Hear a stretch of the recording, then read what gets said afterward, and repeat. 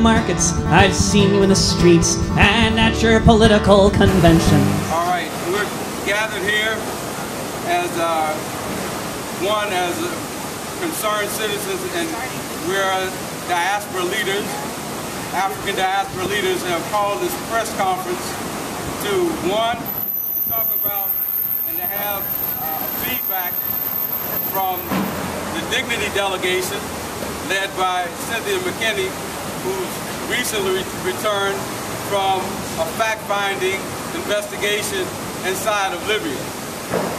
So we're going to start first by announcing some of the people here today. We've got the Nation of Islam is represented. That's one of the organizations, WADU.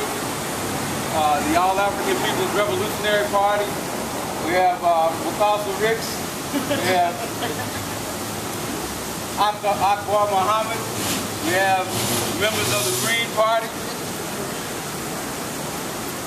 Minister Sharif, local representative Mosque number 15 represented. We have the International Action Committee. We have Bruce Dixon from Black Agenda Report. We have the Green Party. We also have Joe Beasley and our host, Sankofa United Church of Christ, with which is led by Reverend Rice, who couldn't be with us because he's in Chicago today. And so we're going to start with a statement, a collective statement that's going to be read from WADU representing the organizations here today.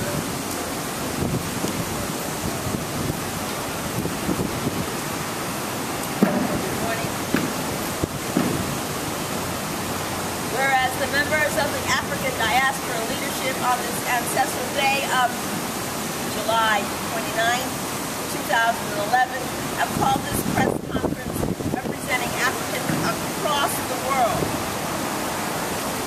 during the African Union Summit in Equatorial Guinea on the eve of the July 25th, 111th anniversary of the formal launching of the Pan-African movement to condemn the recent military, political, and economic and cultural campaign for the recolonization and enslavement of Africa and the African people of the world, especially against the ongoing European attack led on Libya, Africa.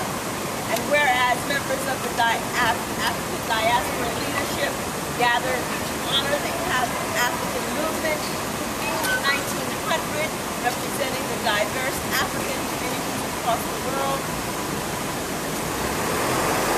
met to counter and condemn the 1885 Berlin Conference colonial assault on Africa, led by the French, British, and Italians to civilize Africans.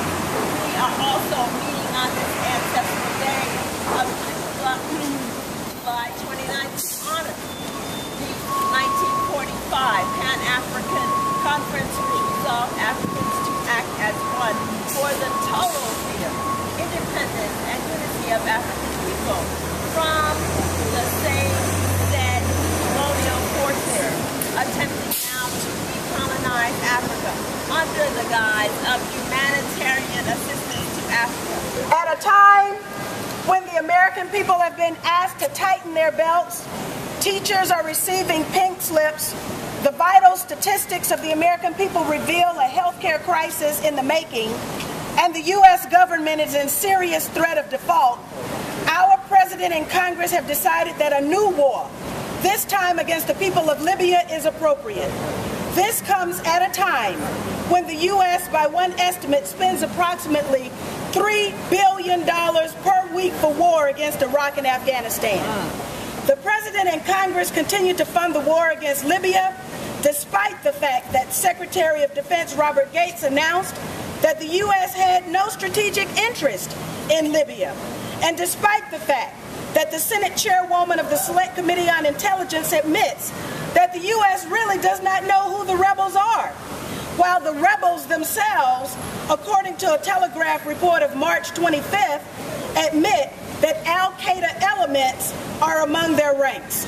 So while the apparatus of our government has been used for over 10 years to inform the American people and the global community that al-Qaeda is an enemy of freedom-loving people all over the world, our president chooses to ally our military with none other than al-Qaeda elements in Libya and other people whom U.S. intelligence say they do not know. Additionally, U.S. Admiral Locklear admitted to a member of Congress that one of NATO's missions was to assassinate Muammar Gaddafi. And indeed, NATO bombs have killed Gaddafi's son and 3 grandchildren, just as U.S. bombs in 1986 killed his daughter. NATO bombs just recently killed the grandchildren of one of Gaddafi's associates in a targeted assassination attempt. Targeted assassination is not within the scope of the United Nations Security Council resolution, and targeted assassination is against U.S. law, international humanitarian law, and international human rights law. Targeted assassination is also a crime.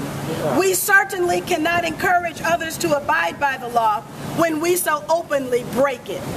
While in Libya, I witnessed NATO's targeting of civilians. NATO bombs and missiles landed in residential neighborhoods, hit schools, exploded near hospitals, destroyed parts of the public broadcasting infrastructure, and narrowly missed killing students at Al Fatah University. When civilians are targeted in war or low kinetic activity, crimes are committed. NATO practices in Libya are exactly like Israel's practices in Gaza. That's right. Fishermen are killed as they go about their fishing business. A naval blockade allows arms to flow to NATO's Libyan allies, but stops food, fuel, and medicine from entering non-NATO ally-held areas.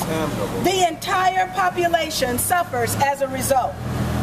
Collective punishment is illegal when Israel practices it, and it is also illegal when NATO practices it. NATO and the hyperbolic press accounts have introduced a kind of race hatred that the Libyan people have been trying hard to erase. Approximately 50% of Libya looks like me. Innocent, darker-skinned Libyans have been targeted, tortured, harassed, and killed. The people of Libya have the right to self-determination. They have the right to resource nationalism. They have the right to live in peace. They have the right to determine their future.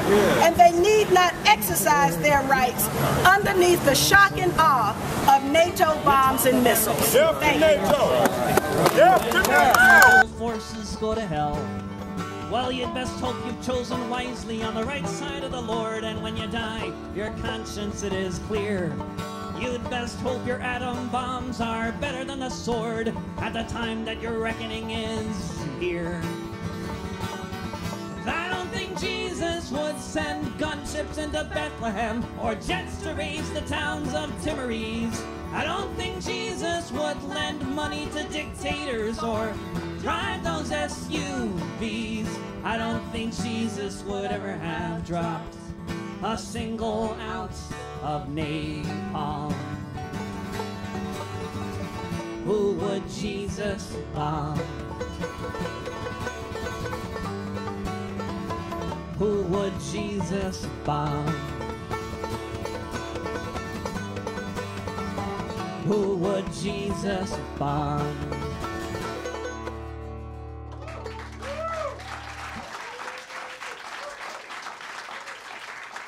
Let's see.